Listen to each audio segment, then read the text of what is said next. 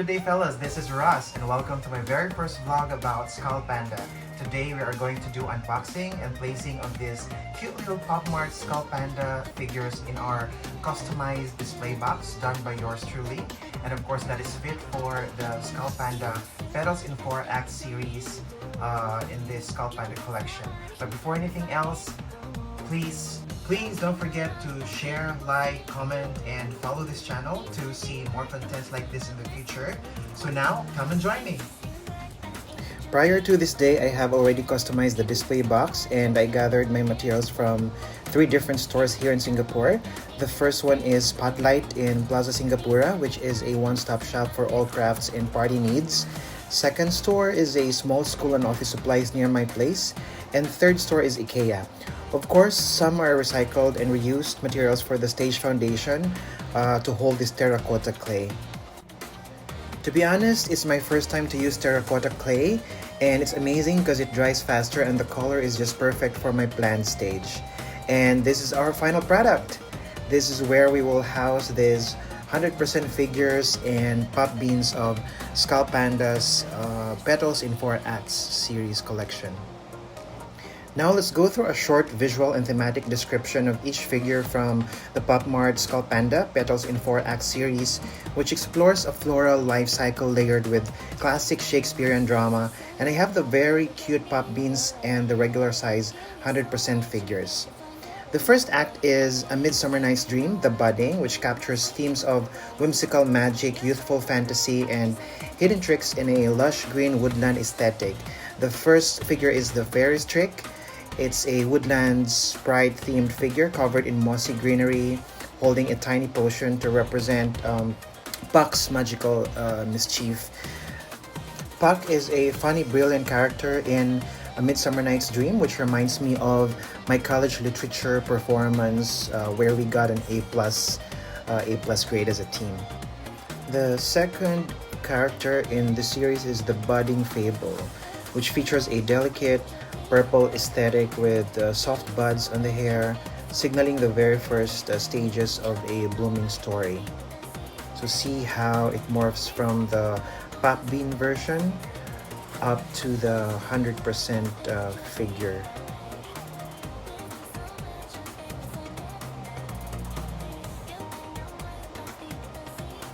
Third up is the Fatal Entwining, which is styled like a majestic wood elf with intertwining roots and vines wrapping around the head, hinting at destiny pulling the strings together. That's a cute green figure.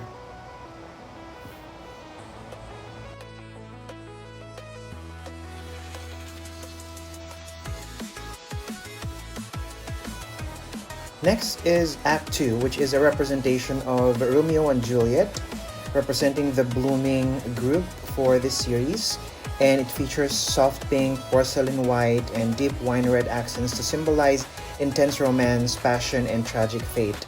The first character is the Invitation of Light, which is styled as Romeo, climbing upwards with a scar on the cheek and a victory laurel reaching toward his love.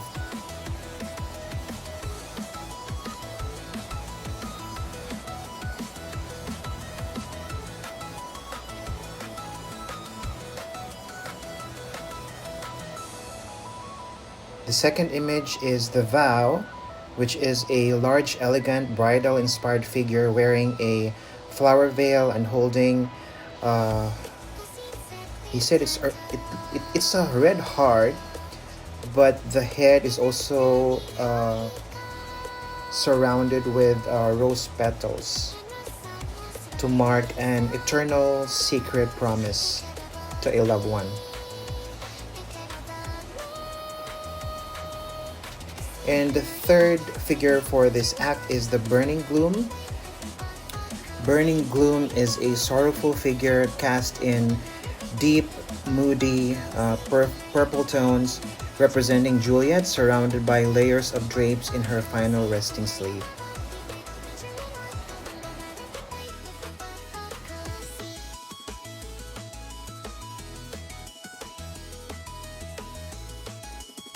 Our third act is Hamlet.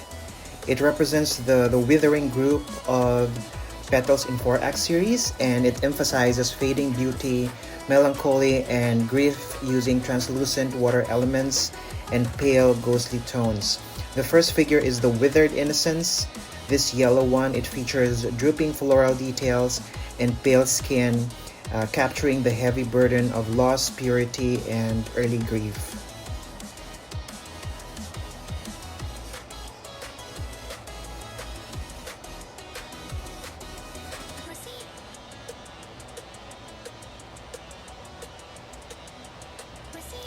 The second character is the Submerged Wreath, which is Ophelia-inspired design featuring translucent water-like effects around the base and hair. It depicts a figure drifting beneath waves.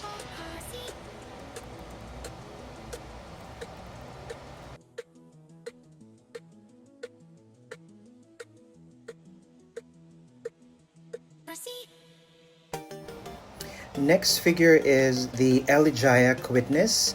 It's a somber, stoic character dressed in traditional mourning garb, serving as the quiet observer to a tragic end.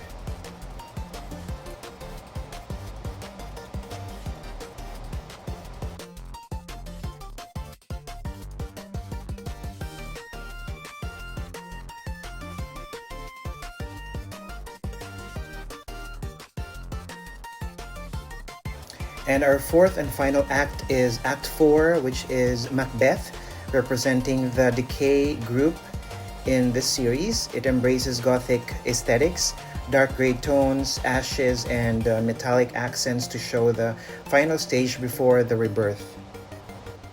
The first character is the Decay Awaited, which features thorny branches, a crown, and withered petals that signify awaiting an inevitable dark fate.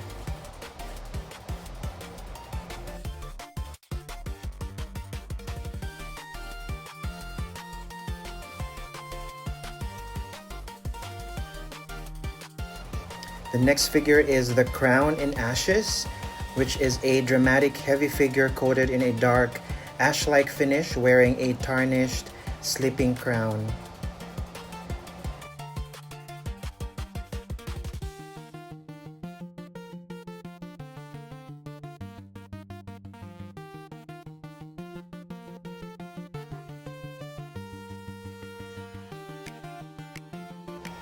And lastly, the Threefold Requiem, which is a hauntingly beautiful piece with multiple faces. It's actually three, and layered veil elements channeling the cryptic warnings of the three witches. What's missing in this series is the secret character, which is the Cronus Gardener. It's a rare ethereal figure carrying timekeeping or pruning tools, representing the ultimate master of time who oversees the entire cycle of life, death, and rebirth. So we'll see if we can get that from Carousel here in Singapore. And now we are placing these cute little figures in our customized display box. Aren't they lovely? Look at that. Cutesy cutesy.